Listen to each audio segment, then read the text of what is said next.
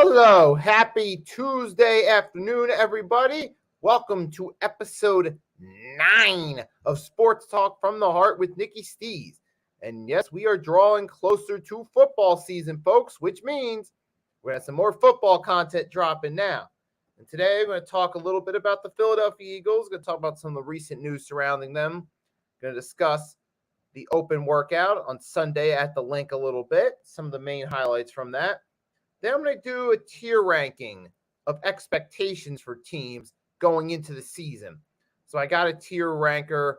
I'll share the screen with you when I get to that part. We're going to discuss some of the teams where I rank them going into the season. So be on the lookout for that. And also, to the end, I'm going to discuss a little bit about celebrity boxing with Jake Paul and Nate Diaz and about that fight and how I might give a feelings on celebrity boxing. But without any further ado, let's get into it. I'm mainly here to talk some football. That's how I'm going to start it. So let's get started, folks. The Philadelphia Eagles. That's right. They had their open workout at the Link on Sunday. And I saw some clips of it. It was mainly a spectacle, mainly for the audience. It was a spectacle for the live crowd that showed up to watch it, to get to come to the Link, watch the Eagles practice, get to see how their guys are doing. So it was just a nice, fun little picnicky time for a lot of them right there.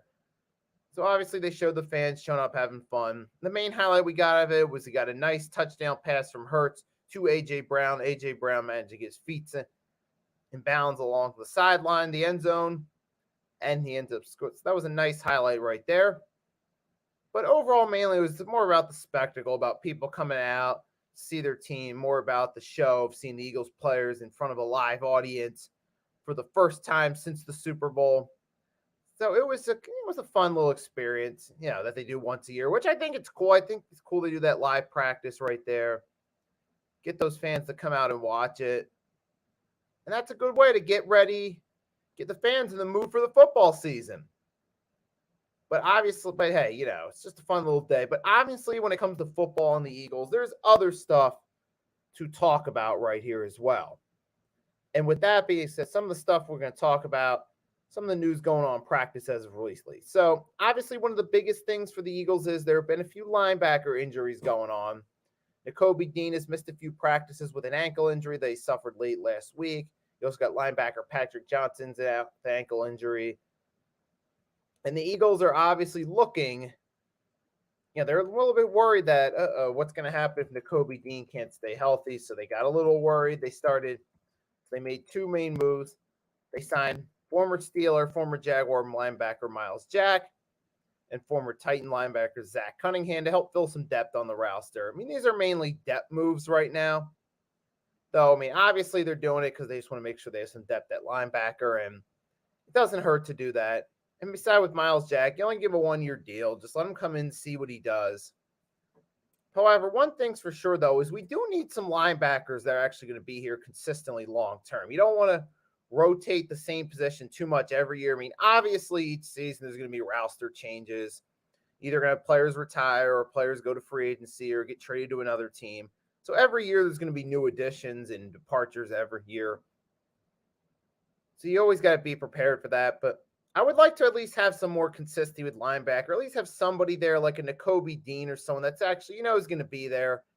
He at least can be the leader amongst that. Maybe if Nicky Steez does step on the field, maybe a few years from now, he could be the leader of the linebacker corps, possibly. But the point is, yes, I'm hoping that the Eagles can at least get some stability at linebacker going forward.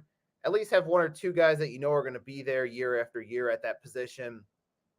And we're hoping that if Nicky Steez gets more playing time this year, and he gets an opportunity to step up his game, that could be him. But we'll ultimately have to see. As of right now, though, he's missed a few practices with an injury. So obviously that's a little bit of a concern, but hey. But we'll ultimately have to see what happens there. And the Eagles, they did yesterday in practice have 4 linebackers. 4 linebackers. So everyone got a shot at the first team reps is what we're apparently hearing. So it's Christian Ellis, Sean Bradley were on first team, as well as Nicholas Morrow, and even undrafted rookie, what's his name? Ben Van Summeren. They were all getting some first team reps. So you're getting a lot of different players are getting looks right here. And Hassan Reddick was back to the 11 on 11s. But at least we know that's a guy that's going to be back from last year. So let's just hope that, hope we get some consistency at linebacker. Like I was saying, excuse me, my thoughts are running off a little, but never mind. Back on focus. But obviously, right now we're just seeing how the roster pans, seeing the position battles in practice, who's getting some reps, who's not, how they do with those reps. Maybe give us an idea of who's going to at least get a look during some of these preseason games. And speaking of that, we got the Eagles-Ravens first preseason game coming up Saturday. I'll give you my thoughts on that in a little bit. But yes, sir, we at least have this Yes. We at least have to see. We'll have to see ultimately how this plans out. We'll see how the position battles pan out, particularly at linebacker. It's going to be interesting there to see who actually is going to get some of the starting time is not, because most of the other positions on the roster, we pretty much have an idea of who's likely to start. Like we know Jalen Hurts is going to be the starting quarterback, barring a freak injury that puts him out. Or we know that A.J. Brown, Devontae Smith are going to be the number 1 and 2 wide receiver on this team. We know Dallas Goedert's going to be the main tight end. We know, we're probably although running back, we're still not sure who's going to get it. Now, I'm thinking most likely DeAndre Swift will be the starter, then Rashad Penny, and then Boston Scott. That's what I'm thinking the Eagles are going to do. Go Swift 1, Penny 2. Because with a guy like Rashad Penny, he does have injury concerns. So the Eagles are probably going to use him less because, hey, Rashad Penny can play. We know the guy can play, but the thing is he can't stay healthy a full season. So they're probably going to use him as the number 2 back, try to limit his role so he's taking less hits, and hope that'll reduce the risk of injury. That way he can still be productive as a number 2 back, but also reduce the risk of injury. So that's what I'm thinking they're going to go with there. I'm thinking DeAndre Swift because they aggressively made the pursuit for him from the Lions. And so, yeah, I'm thinking he's probably going to be the number 1 back there. And then Boston Scott will be used. Guy's a rotational piece. I mean, definitely want to use him against the Giants for sure.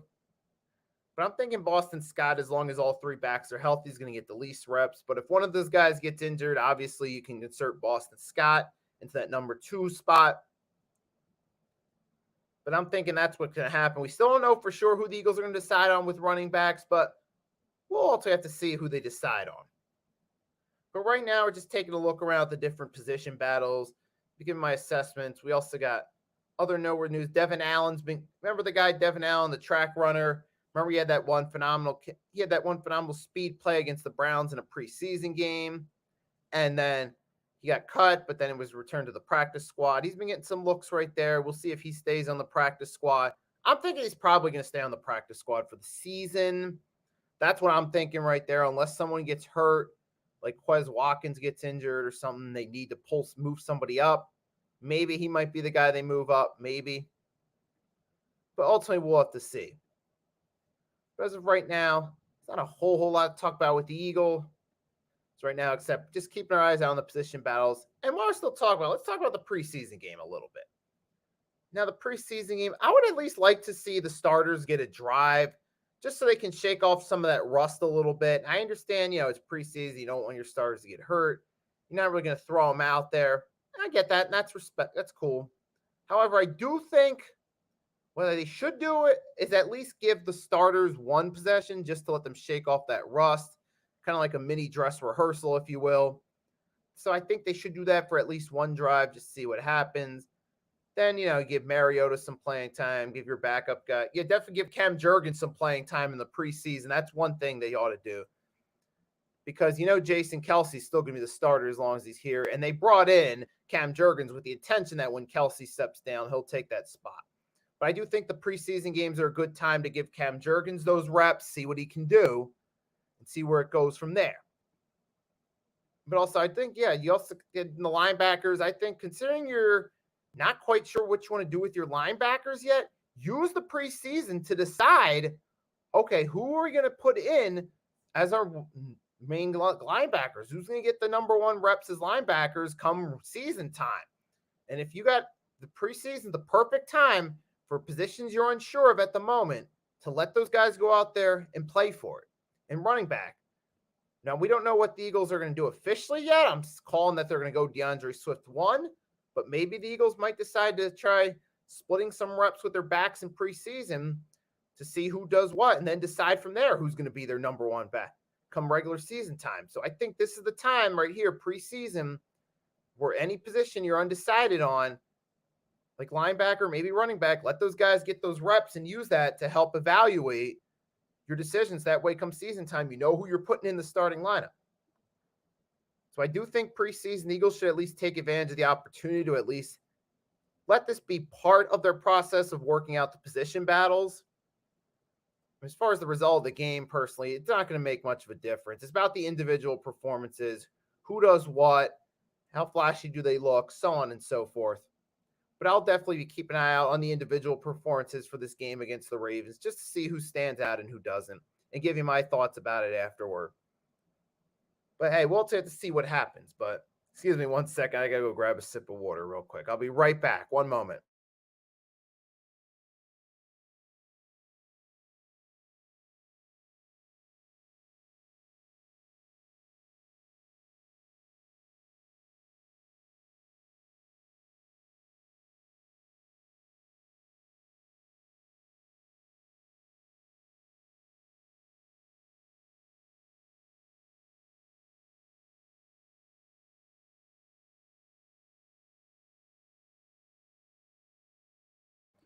All right, and as promised, I am back.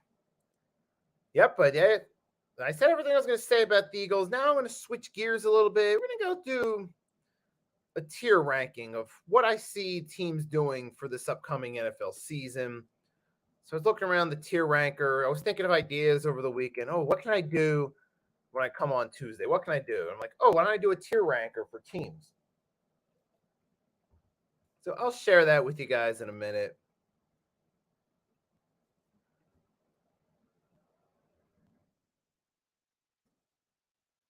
So I got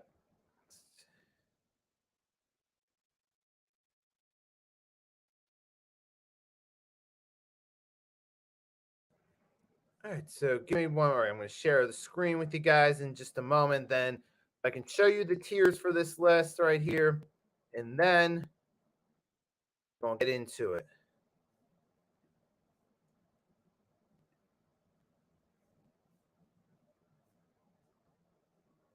All right, so let's take a look. So you got Super Bowl favorites, Super Bowl contenders, playoff teams, potential wild cards, missing playoffs, mediocre at best, young but intriguing, number one pick contention.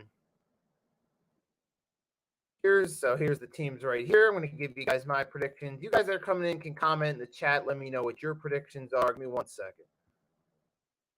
Just got to stop that for a second.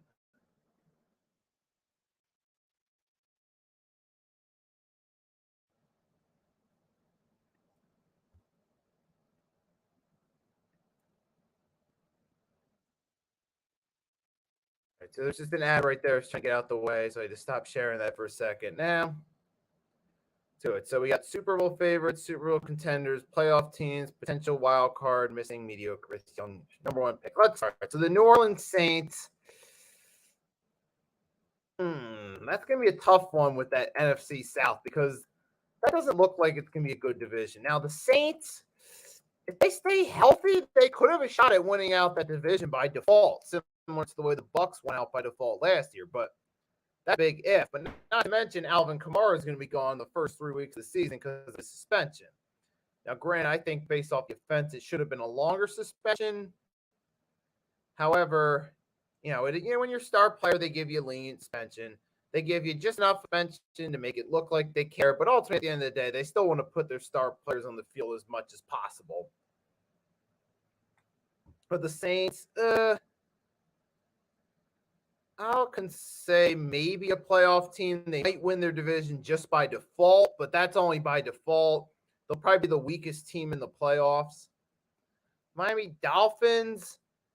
Now, I could either go potential wild card or missing the playoffs due to injuries. I'm not, because I think the Dolphins on paper could make the playoffs as a wild card. Maybe even possibly win their division if they can make it through a full season healthy and they don't get plagued with injuries like they did last year. But at the same time, Jalen Ramsey going down early. And Tua, I don't know if Tua can stay healthy a whole season.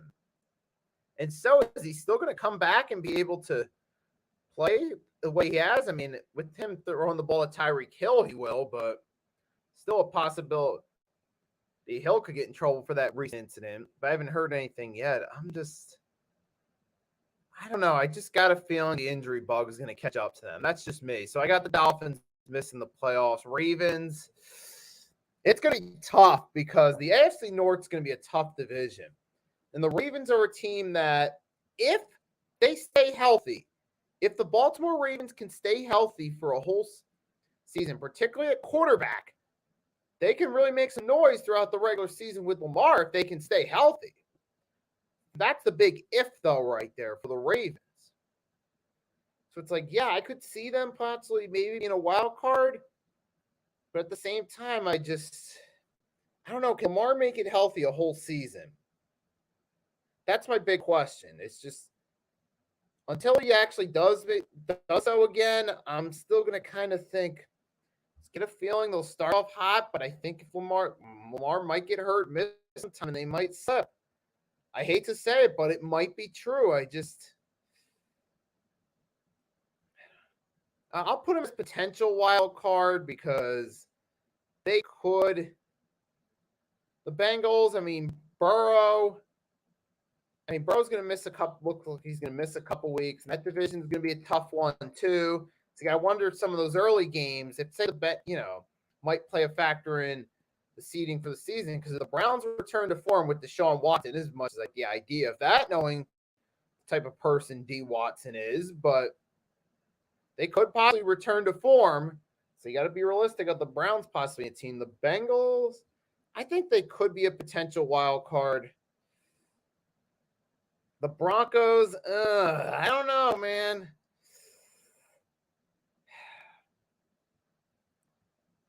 I just don't know, man. I think, honestly, mediocre at best, because they got to play against Kansas City. They got to play against the Chargers, who are a talented team with bad coaching, if you ask me. So, and then the Raiders, who knows what might happen with them? Maybe they might. But then again, the Raiders got Josh McDaniels, so I don't really trust them. I mean, the Broncos do have an upgrade with Sean Payton as head coach, but in that division, I don't know, man. I just kind of got the Broncos mediocre at best. Giants, they got themselves a good head coach in Brian DeBall. If they can stay healthy, particularly at the offensive line, and Saquon can stay healthy, they have a shot of maybe getting in as a wild card again. But we'll still have to see if that actually happens.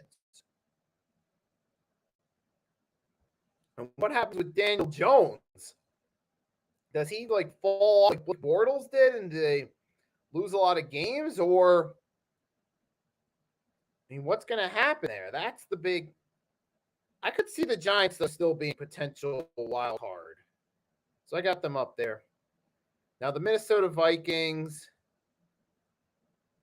I got the Vikings. I think they'll make the playoffs again. Kevin O'Connell's a better coach than Mike Zimmer, but I think ultimately they'll fall short come playoff time. You still see got the Super Bowl contenders, Super Bowl favorites. Rams, I said if Stafford and Kupp stay healthy, they might have a shot at being a surprise wild card team, maybe, but I'm still not fully sure about that. I said that's a maybe, but I'm still not sold on that happening. The Bucks, I don't think they're going to do that good. I could see maybe them being, I don't know, where do I put them? While we're still at it, young but intriguing, the Houston Texans.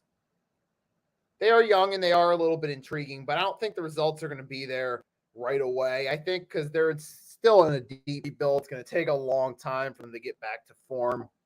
Unless CJ Stroud really steps up as that QB, then maybe it happens quickly. But see, Lions, I'm not sure. I think the Lions are a potential playoff team, but I'm not sure if it's actually going to happen. Bears, I kind of see the Bears mediocre at best. I think they'll be a little bit better, but I don't see them actually making a deep run. It's got a mediocre at best. The Buccaneers, I think they might be number one pick contention. Niners, I think they're a contender. Hold on a second. I see them as contenders. Eagles, obviously, putting aside the fan bias, Super Bowl favorites.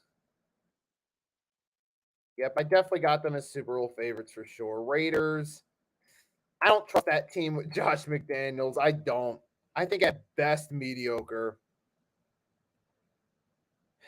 Packers, it all depends on Jordan Love and how he does, but I just don't know if they're quite there yet. I could be wrong. Jordan Love could prove me wrong, but we'll have to wait and see. Washington, I think mediocre at best. The Cardinals, they're going to be missing Kyler Murray for most of the season. I kind of see them as number one pick contention. Steelers, I mean, considering the way they played last year, they still managed to win 9 games with a pretty bad route with a struggling rookie Kenny Pickett. I think the Steelers are potential wild card.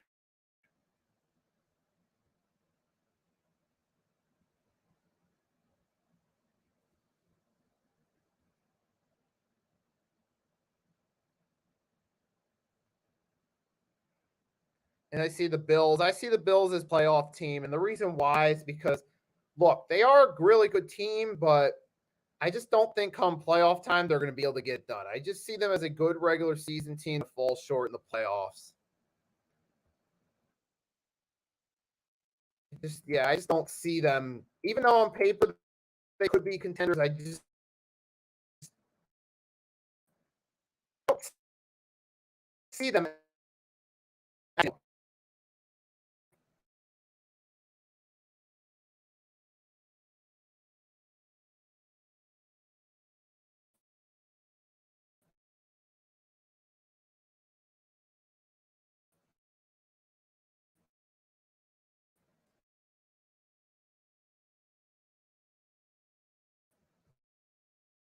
Second screen.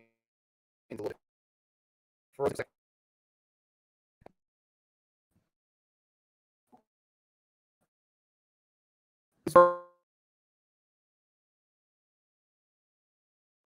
Right here.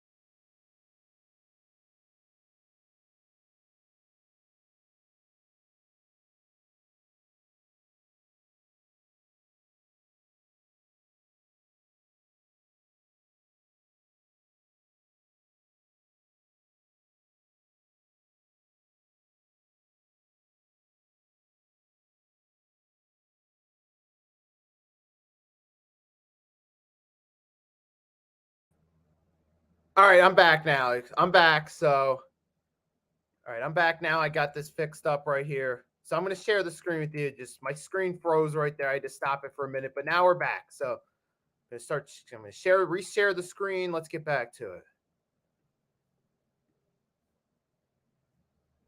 All right, so I'm just going to tweet out the notice real quick that I got it back. Give me 1 minute.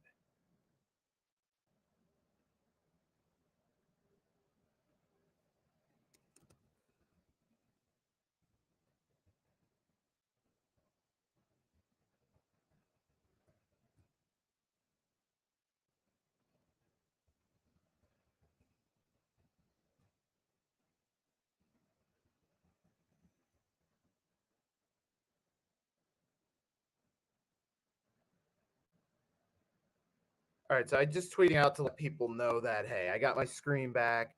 It's working again. All right. So after that, I'm going to officially restart this right here. All right, so now we're working again. All right, let's do this. So back to it. So back to the tier. I had the Eagles as Super Bowl contenders. Where was I? I had the Bills. I was talking about the Bills. They could potentially be Super Bowl favorites, except the only thing with them I'm unsure of is come playoff time. I just don't think they're going to do it. I just think they're going to choke, so I don't see them as contenders. And the Falcons, I kind of see the Falcons mediocre at best. Seahawks, I don't know if they're going to repeat the same effort as last year. I kind of got them just out on the playoffs. Patriots, I kind of see them mediocre at best. I'm skimming through this. Now, the Browns, as much as I don't like the idea of it, I don't like the idea of the Browns getting back into contention, possibly, when possibly doing good with Deshaun Watson. But I could see them making the playoffs if Deshaun Watson returns to form. Like it or not, man could return to form, and they could be back in the playoff mix. Kansas City, we're going all the way to the top Super Bowl favorites. Let's face it. Just going to scroll up one. All right, so I see Kansas City as Super Bowl favorites. Cowboys, I see them as a playoff team. They'll have a good season, but choke come playoff time behind Dak. Chargers, I mean, they could. The Chargers are an interesting one. You could either go missing playoffs or potential wild card with the Chargers. I don't know. The Chargers, I just get a funny feeling that they're going to get beat out. Maybe the Steelers or the Browns or somebody, or maybe the Bengals might beat them out. They might just barely miss out on the playoffs. That's my thinking right there. But we will see. But for the meantime, I just think they're going to miss out. The Jets, even though they could look like they could make it on paper, I just think Rodgers, I don't know. I think he's a little bit past the hill, and you might see that a little bit throughout the season. So I got the Jets missing the playoffs too. And then we got the Panthers. I think mediocre at best. But then again, they did do decent last year. But it depends on Bryce Young either. Kind of got the Panthers right there. Titans, I think maybe. Who knows? They are either, after the season they had last year, they really could be crappy and be a number one pick contention, because knowing Mike Vrabel, he does not know what he's doing with quarterbacks over there. Bottom line, he doesn't know what he's doing. Colts, I think the Colts might be better with Anthony Richardson, but I still them see it either mediocre or missing the playoffs. Probably mediocre. Jaguars, I see them as a playoff team, possibly winning the division again, but probably as far as they're going to go. I got the Eagles and Kansas City as the Super Bowl favorites going into it. I got the Niners as contenders, but I just think not having that elite QB is going to stop them. Playoffs, I think the Saints could win out their division only by default, maybe with 8 wins or something. Vikings, I think, will probably make the playoffs, but fall short. I think Bills, I got them as playoff contenders because I just think come playoff time, they're going to choke again. It's just me. Even though in theory they should be contenders, they are on paper, but I just don't see it actually happening. The Browns, I think they could be a playoff team. Cowboys, of course, obviously. They should have a good season. And then the Jaguars, I think, will win out. Some potential wild cards. Maybe the Steelers could be. I mean, the Lions, of course, if they live up to the hype, could be a potential wild card. Maybe even division winner. Giants, I think, are in that same category. Bengals, I don't know. With Burrow missing a few weeks, that might hurt him at the end of the season. And when it comes to the playoff race, maybe. But we'll ultimately have to see there. And the Ravens, I got them as potential wild cards because you're not sure if they're going to stay healthy. Now, some of you are thinking, well, why you got the Ravens as potential wild card but not the Dolphins? Reason why is because I just get a feeling the Dolphins are going to get hit with the injury bug, but this time they might not get so lucky come playoff seeding. That's just me. I could be wrong, but time will tell. The Rams, I see them maybe at mediocre. I kind of see the Rams mediocre at best now that I think about it. Packers, maybe Jordan Love shows something, but I just don't think they're quite ready for the playoffs. But then again, it depends on how like the Lions and the Giants do, or even the Seahawks. Seahawks, I just don't. Hold on a second. I'm not. But then again, I could see maybe the Seahawks getting lucky again. Chargers, I think with the AFC, they're going to narrowly miss out, in my opinion, the Chargers. And then the Jets in that tough division, I don't know. Mediocre at best. I see the Broncos with Sean Payton being better than Nathaniel Hackett, but I just think Russ is too cooked. I think mediocre at best. Rams, similar. I could see mediocre at best, improving from last year, not being ready to really make some noise. Raiders the same. Washington at best. New England, I think, at best. But you never – well, they'll at least put up a fight and be competitive, but I don't know about them making the playoffs. Falcons, the same. Panthers, kind of the same. The Colts, if Anthony Richardson plays good, they might be mediocre. They might probably finish second in their division behind the Jags, but the Jags make the playoffs. And you got the Texans, young but intriguing, and the number one pick contention. I got the Bucs, Cardinals, and Titans. I mean, I just think personally, some of those teams are trash. Especially the Cardinals and Bucs this year. And the Cardinals got no Kyler Murray, and I don't trust the Titans, not with Mike Vrabel. I think they should have fired him in the offseason. And I think there's a good chance he could be the one that gets booted. But those are just some of my predictions for the NFL regular season. There's one more thing I wanted to talk about before we go off for this episode, and that's celebrity boxing.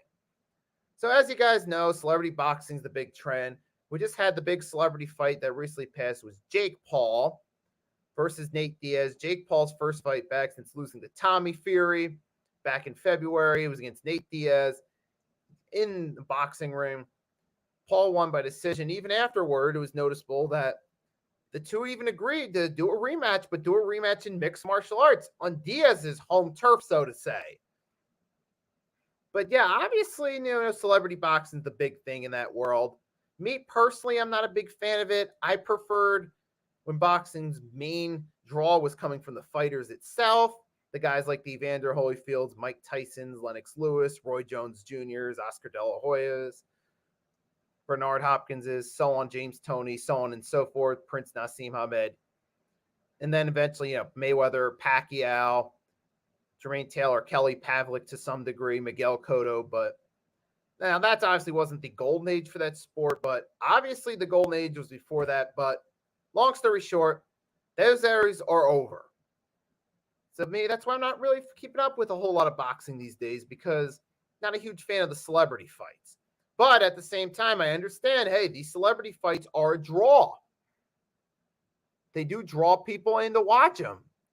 And hey, they get their money off it. And there's total, let's believe that Diaz-Paul fight made over $5 million earnings in pay from it. I mean, I don't know the exact pay-per-view buys yet, but it drew at least over $5 million. So that means these celebrity fights are drawing, like Jake Paul, Nate Diaz.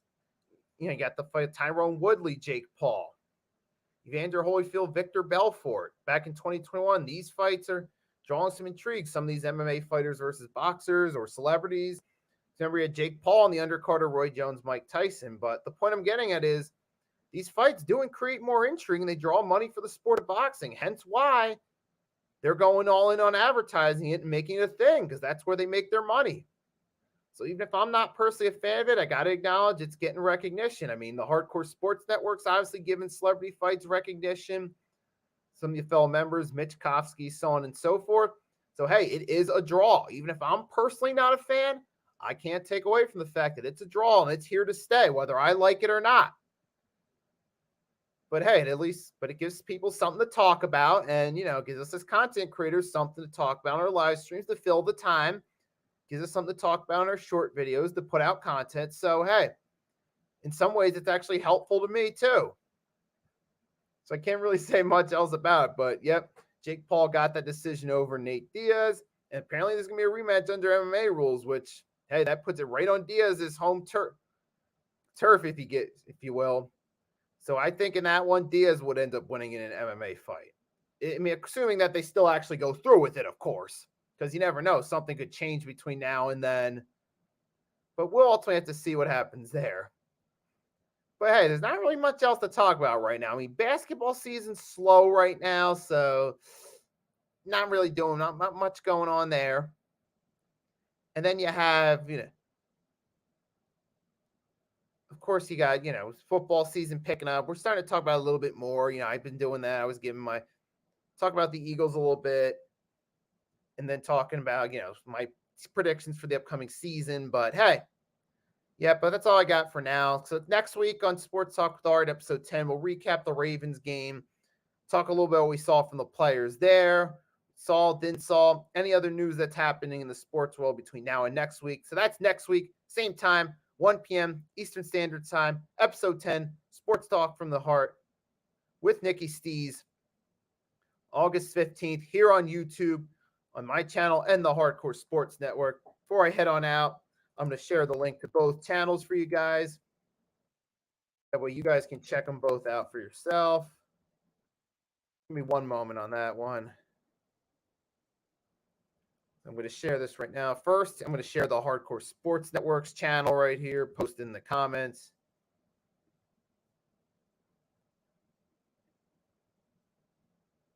And here we go.